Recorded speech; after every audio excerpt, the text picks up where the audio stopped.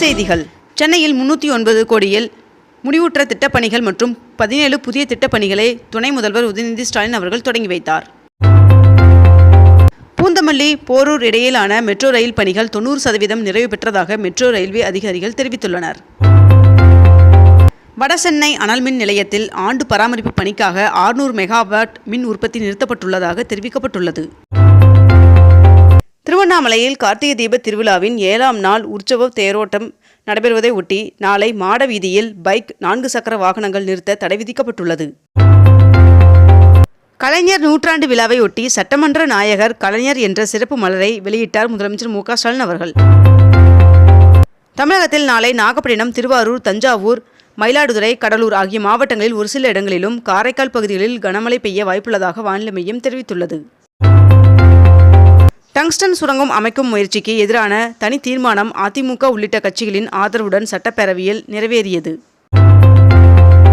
தமிழக சட்டப்பேரவை கூட்டத்தொடர் இன்று தொடங்கிய நிலையில் அவை கூடியதும் மறைந்த பேரவை உறுப்பினர்கள் மற்றும் முக்கிய பிரமுகர்களுக்கு இரங்கல் தீர்மானம் வாசிக்கப்பட்டது. தமிழக சட்டமன்றத்தில் துணை முதல்வர் உதயநிதி ஸ்டாலின் அவர்களுக்கு முதல் வரிசையில் 3வது இருக்கை ஒதுக்கப்பட்டுள்ளது. இந்திய கூட்டணிக்கு தலைமை ஏற்க தயார் என்று மம்தா பானர்ஜி அவர்கள் கூறிய நிலையில் அவருக்கு சரத் பவார், உதய் வி சிங், MP சுப்ரியா சுலே ஆகியோர் ஆதரவு தெரிவித்துள்ளனர். சென்னையில் இன்று 22 கேரட் ஆபண தங்கத்தின் விலை சவரனுக்கு ₹120 அதிகரித்து ஒரு சவரன் 57,040 விற்பனையாகிறது. அதேபோல் 1 கிராம் வெள்ளியின் விலை ₹100 விற்பனை செய்யப்பட்டு வருகிறது. சென்னை கிளாம்பாக்கம் அருகே முடிச்சூரில் 42 கோடி ரூபாயில் அமைக்கப்பட்டுள்ள ஆம்னி பேருந்து நிறுத்தும் இடத்தை முதலமைச்சர் மு.க. ஸ்டாலின் அவர்கள் திறந்து வைத்துள்ளார். விஸ்வகர்மா திட்டத்தை முதலமைச்சர் மு.க. ஸ்டாலின் அவர்கள் ஒரு நாளும் தமிழ்நாட்டில் நிறைவேற்ற மாட்டார் என்று துணை முதல்வர் உதயநிதி ஸ்டாலின் அவர்கள் தெரிவித்துள்ளார். எண்ணூர் காமராஜர் துறைமுகத்தில் 582 கோடி ரூபாய் மதிப்பீட்டிலான புதிய திட்டங்களுக்கு மத்திய அமைச்சர் அடிக்கல் நாட்டினார்.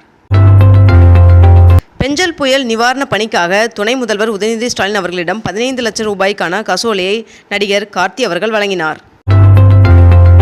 2025ஆம் ஆண்டிற்கான JEE தேர்வானது வருகின்ற மே 18ஆம் தேதி நடத்தப்பட உள்ளதாக அறிவிக்கப்பட்டுள்ளது.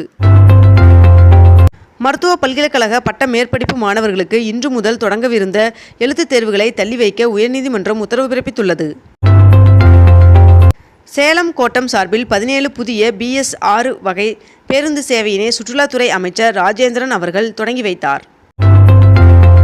வைக்கம் போராட்டத்தின் 100ஆண்டு நிறைவு விழாவையொட்டி பெரியார் நினைவகம் மற்றும் நூலகத்தை திறந்து வைப்பதற்காக முதலமைச்சர் மு.க. ஸ்டாலின் அவர்கள் 12ஆம் தேதி கேரளாவிற்கு பயணம் மேற்கொள்ள உள்ளார் என்று தகவல் வெளியாகியுள்ளது. பெஞ்சல் புயல் நிவாரண பணிகளுக்கு VCK சார்பில் 10 லட்சம் ரூபாய் நிதி வழங்கப்படும் என்று திருமாவளவன் அவர்கள் அறிவித்துள்ளார். சிதம்பரம் கடலூர் தேசிய நெடுஞ்சாலையில் வருகின்ற 23ஆம் தேதி முதல் சுங்க கட்டணம் வசூலிக்கப்படும் என்று அறிவிக்கப்பட்டுள்ளது. திருவண்ணாமலையில் மண் சரிவு ஏற்பட்டதை அடுத்து மகாதீபம் ஏற்றும் பகுதியில் வல்லுநர் குழு நேற்று ஆய்வு செய்தனர். வனக்காப்பாளர், வனக்காவலர் பதவிக்கான தற்காலிக தேர்வர்கள் பட்டியல் TNPSC இணையதளத்தில் வெளியிடப்பட்டுள்ளது. அரசு போக்குவரத்து கழகத்தின் தொலைதூர பேருந்துகளில் ஆன்லைன் முன்பதிவு திட்டத்தில் 13 பயணிகளுக்கு தலா 10,000 ரூபாய் ரொக்கப்பரிசு வழங்கப்பட்டுள்ளது. சென்னை கடற்கரை தாம்பரம் செங்கல்பட்டு இடையிலான வழித்தடத்தில் இன்று முதல் ஞாயிற்றுக்கிழமைகளில் மின்சார ரயில்களின் அட்டவணை மாற்றப்பட்டுள்ள நிலையில் கூடுதலாக 20 பேருந்துகள் இயக்கப்படும் என்று சென்னை மாநகர போக்குவரத்து கழகம் அறிவித்துள்ளது.